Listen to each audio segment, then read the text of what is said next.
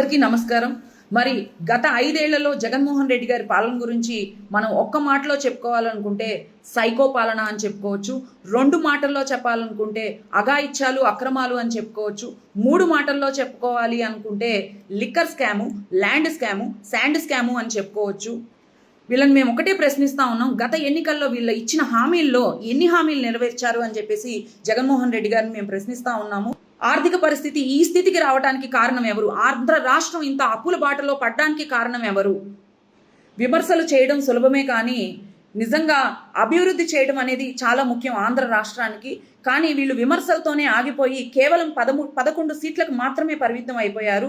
ప్రజలు నినాదాలని చూడరు, కేవలం అభివృద్ధిని మాత్రమే చూస్తారు. పైగా నిన్న మాట్లాడుతూ ఉన్నారు వరుడ కళ్యాణి గారు మాట్లాడుతా 3 మాటల్లో చెప్తే తెలుగుదేశం పార్టీ గురించి ఆవిడేం చెప్తారంటే అప్పులు, అబద్ధాలు, అరాచకాలు అని మాట్లాడుతూ ఉన్నారు.